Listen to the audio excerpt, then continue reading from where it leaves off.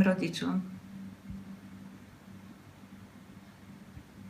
Tí nás viedli od malička a potom nás tak viedol, tuto tie stredká nám začal robiť Peter Brodek.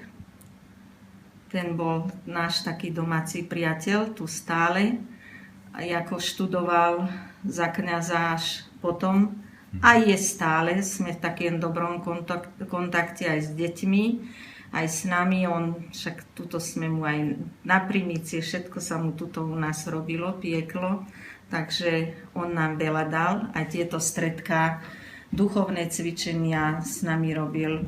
Ja som mu vďačná za to.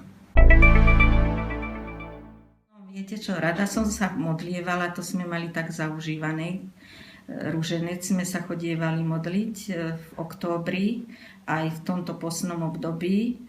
A to som sa rada predmodlievala. Ten ruženec, to som si nikdy nevynechala. To keď bola jaká robota, to som musela odísť, nehať tak. Ale však rodičia mi v tom ako nebránili.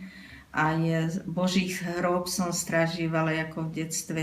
No a tak bola som tak vedená od malička, no. Ale tak vždy to bolo o tom, že rodičia nás naučili modliť, dali nám ten základ tej viery a už sme sa museli prebíjať sami ďalej. No. Tak mne to veľa dalo, pretože mala som takú túžbu dlho tam ísť. A tak som túžila, že po tých stopách Pána Ježiša, kade on chodil, aby som aj ja zakúsila tie milosti. A keď som tam hneď prvý deň prišla, tak bolo to také náročné. Začínali sme v Jeruzaleme na hore Golgota, kde Pán Ježiš bol pochovaný, aj umúčený, aj bičovaný. Všetko, aj krížovú cestu sme tam prežívali. Aj sme ho dokonca tam mali. Absolvovali sme to, len to bolo dosť také rušné po tých uličkách, tam boli tí predajcovia, takže sa tam nedalo tak odovzdať sa, no ale na tej hore, na tej Golgote, no to bolo úžasné, to som si tam aj poplakala, lebo som mala takú túžbu, aby tam išiel so mnou aj manžel, ale keď sa to nedalo, tak som to prijala tak, ako ja. Aj som to potom tak cítila, že musíš byť, aj dokonca som také Božie slovo predtým dostala, že buď spokojná s tým, čo ti Boh dáva, ale neviem presne už tí slova, neviem, mám to aj založené v písme svetom. Takže oslovilo ma to tam veľmi. Aj potom sme boli v kostole Usnutia Panny Márie v Bazilike.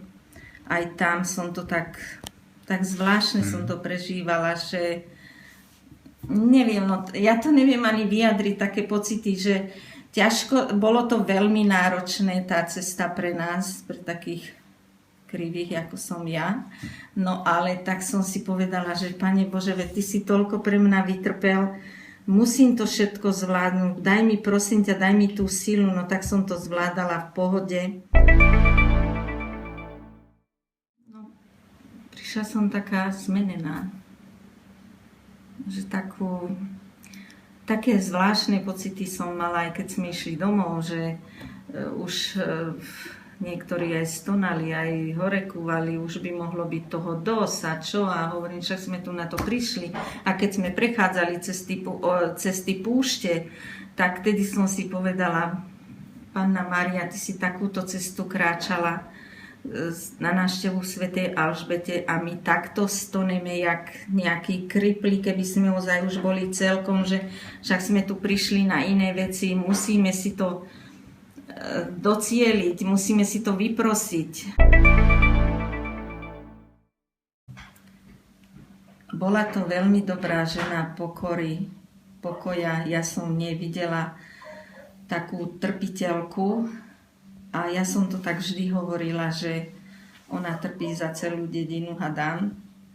A ona pre mňa bola takým vzorom. Viete, keď som začala mávať problémy s tými kolenami, tak ja som si povedala, tá žena mi musí byť vzorom, že ona koľké roky trpí a že prečo by som to ja nemohla niesť.